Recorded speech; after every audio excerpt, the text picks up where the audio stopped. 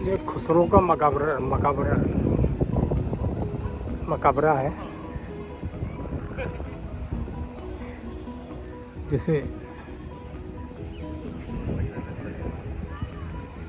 खुर्रम द्वारा बनवाया गया था। खुर्रम शाहजहां विद्रोह करने पर उसको यहाँ पर कैद कर लिया गया था। मृत्यु होने पर उसका मकबरा बनाया गया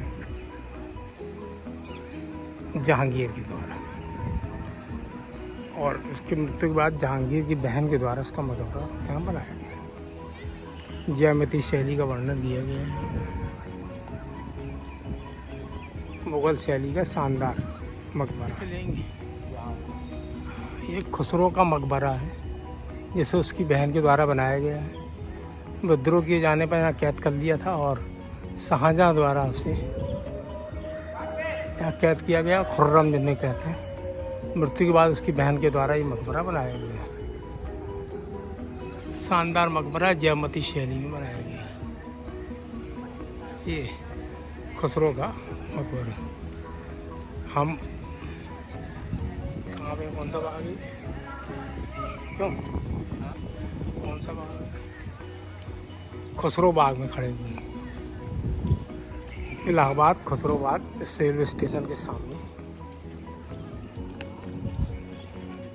हम इलाहाबाद के खुसरो बाग में खड़े हुए हैं।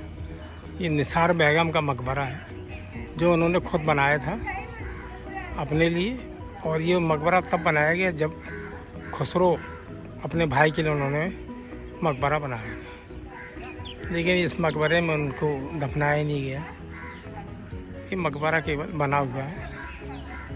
मुस्लिम वास्तु शैली का अद्भुत नमूना है ये मकबरा। और सामने है ये मकबरा खुसरो की बहन सुल्तान बेगम का मकबरा है, जो उन्होंने अपने जीवन काल में अपने लिए बनवाया था, लेकिन मृत्यु के पश्चात उनको दफनाया नहीं गया। यहाँ पे अपने भाई खुसरो के लिए उन्होंने जो मकबरा बनाया था, वह उसमें खुसरो को दफनाया गया। इसमें इनको कभी नहीं दफनाया। ये मुस्लिम वास्तुकला का अद्भुत उदाहरण है। बीच में फुहारा बना हुआ है और ज्यामिति आकार से इसको बनाया गया। हम खुसरो बाग इलाहाबाद में खड़े हुए हैं, प्रयागराज में। और ये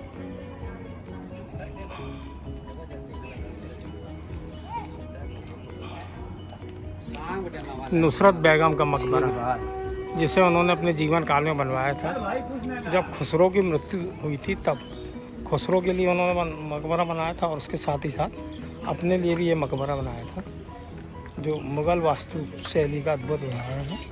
परंतु इसमें उनको कभी दफनाया नहीं गया। यह तमोलन बीबी का मकबरा है, जो खुसरो बाग में स्थित है और चौथा मकबरा है।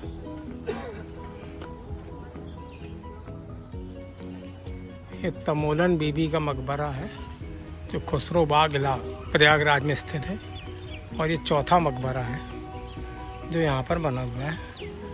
इनका कोई शिलालेख नहीं है, लेकिन ये सलीम अकबर के वंशज की थी।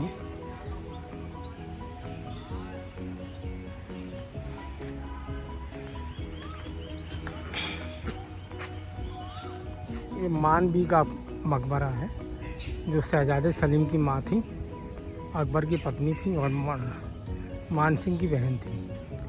जब अकबर और सलीम का युद्ध हुआ था, तो उस तनाव में इन्होंने अफीम खाकर आत्महत्या कर ली थी। ये मानबी का मकबरा है, जो शहजादे सलीम की माँ थी और मान सिंह की बहन थी। जब अकबर और सलीम का युद्ध हुआ था, तो अत्यधिक तनाव में आकर इन्होंने अफीम खाकर आत्महत्या कर ली। ये चौथा मकबरा है।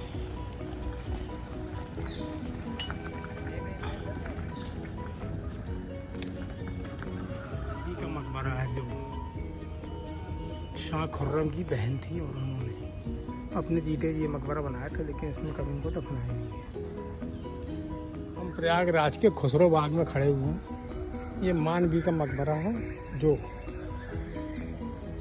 अकबर की पत्नी थी और मान सिंह की बहन थी। इनका पुत्र सलीम था, सलीम और अकबर के विवाद के कारण इन्होंने अफीम खाकर आत्महत्या कर ली थी। ये 3 मंजिली इमारत है, 6 स्तंभों पे खड़ी हुई है। छतरी के नीचे शाह बेगम की कब्र है। मकबरे पर जहांगीर के प्रसिद्ध लेखकार मीर अब्दुल मुस्कीन कलम द्वारा बेल बूटों जैसे दिखने वाली अरबी लेख से सजावट की गई है। मान भी राजा भगवत दास जो उस समय पंजाब के गवर्नर थे, उनकी पुत्री थी। खुसरो के जन्म के पश्चात इनको शाह बेगम की उपाधि दी गई थी। इसी कारण इस मकबरे का नाम शाह बेगम का मकबरा है। रहमत बी का मकबरा है। हम खुसरो बाग प्रयागराज में खड़े हुए हैं। इसे रहमत बी द्वारा खुद बनाया गया था। जब उन्होंने खुसरो बी के लिए कब्रगाह बनवाई थी तभी उन्होंने अपने लिए बनवाया था, लेकिन उन्हें यहाँ दफनाया नहीं गया। खुसरो उनका प्रिय भाई था जो सलीम का भाई था। और विद्रोह के कारण उसे सलीम के द्वारा यहाँ कैद करके रखा गया था। बाद में उसकी मृत्यु हुई। खुसरो बाग प्रयागराज खड़े हुए हैं जहाँ पर 5 कब्र बनी हुई हैं। ये जहांगीर ने बनवाया था। जब सम्राट अकबर मृत्यु हो गई थी और उसे राजगद्दी पर बैठाया गया, तब उसने खुसरो बाग का निर्माण कर